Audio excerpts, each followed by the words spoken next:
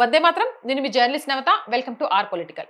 ఒక దేశం నిజంగా స్వతంత్రంగా ఉందో లేదో తెలుసుకోవాలంటే ఆ దేశం సరిహద్దులు కాదు చూడాల్సింది, ఆ దేశ చట్టాల మీద బయటి దేశాలు ఎంత టెన్షన్ పడుతున్నాయో చూడాలి. భారత్ కొత్త ఎఫ్సిఆర్ఏ చట్టాలను మరింత కఠినం చేయబోతుందన్న వార్త బయటకు వచ్చిన దగ్గర నుంచి అమెరికాలో ఒక్కసారిగా కలకలం మొదలైంది.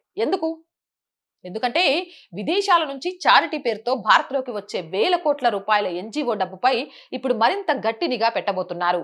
అక్కడే అసలు కథ మొదలవుతుంది. ప్రశ్న ఇక్కడ చాలా సింపుల్. చారిటీ పేరుతో వచ్చే ప్రతి డాలర్ నిజంగా పేదల ఆకలి తీర్చడానికి వాడితే అకౌంటబిలిటీకి ఎందుకు భయపడాలి? కానీ ఇక్కడ జరుగుతోంది సేవ కాదు, భారతదేశ సాంప్రదాయ మూలాలను, సామాజిక సమతుల్యతను మార్చే ఒక ప్లాన్డ్ కన్వర్షన్ ఎకోసిస్టమ్. స్కూల్స్, హాస్పిటళ్లు, చారిటీ సంస్థలు ఇవి బయట కనిపించే ముఖాలు మాత్రమే. లోపల మాత్రం మత మార్పిడులు, సామాజిక ప్రభావం, రాజకీయ ఒత్తిళ్లు, విదేశీ నిధులతో నడిచే ఎకో సిస్టమ్ పెరుగుతుంది. అందుకే ఇప్పుడు కఠిన చట్టాల మాట రాగానే కొన్ని మిషనరీ నెట్వర్క్లలో భయం మొదలైంది. పేదవాడి ఆకలిని పెట్టుబడిగా మార్చుకొని ఇక్కడి సంస్కృతిని ప్రభావితం చేయడమేనా సేవ? కొన్ని వందల కోట్ల డాలర్ల కోసం మన దేశ చట్టాలపై ఒత్తిడి మార్చాలా? ఇంకోవైపు విదేశీ నిధులతో నడిచే కొన్ని ఎన్జిఓ నెట్వర్కులు రాజకీయ ఉద్యమాలు, ఆందోళనలు, సోషల్ మీడియా క్యాంపెయిన్లలో కూడా కనిపిస్తున్నాయి.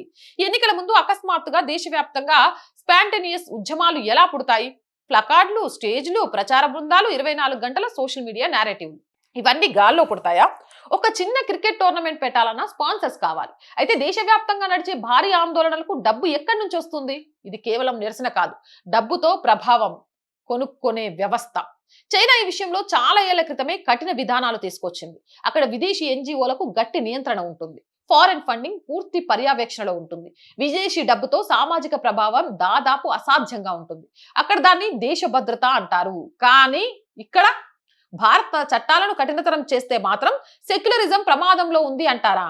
అంటే మన దేశం తన వ్యవస్థను రక్షించుకోవడానికి కూడా బయటి దేశాల అనుమతి కావాలా? మీరే చెప్పండి. ఇక్కడే అసలైన ప్రశ్న చెప్పనా మొదలయ్యేది. భారత్ పార్లమెంట్ లో ఏ చట్టం రావాలో కూడా వాషింగ్టన్ లోని లాబీలు చూసి నిర్ణయించాలా?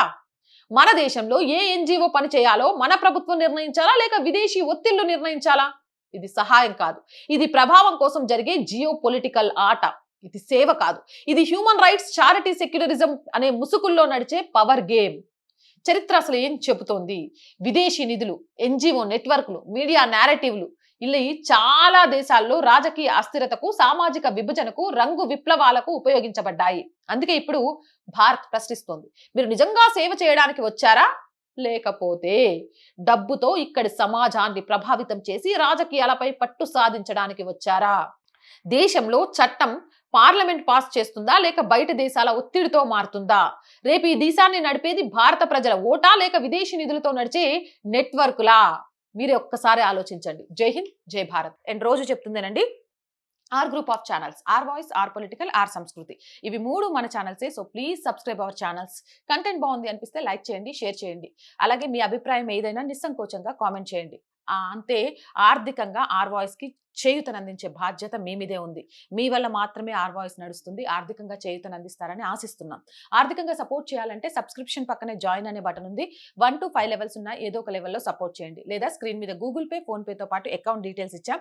మీకు తోచిన సహాయాన్ని అందించండి. స్కూల్ యాడ్స్ కానివ్వండి, కాలేజెస్ యాడ్స్ కానివ్వండి, మార్కెటింగ్ యాడ్స్ కానివ్వండి, లేకపోతే ఆటోమొబైల్ యాడ్స్ కానివ్వండి, బిజినెస్ యాడ్స్ కానివ్వండి, ఏదైనా సరే ఆర్ వాయిస్ ద్వారా ప్రకటనలను ఇవ్వచ్చు. 8328500576 నెంబర్కి సంప్రదించి. జై హింద్, జై భారత్.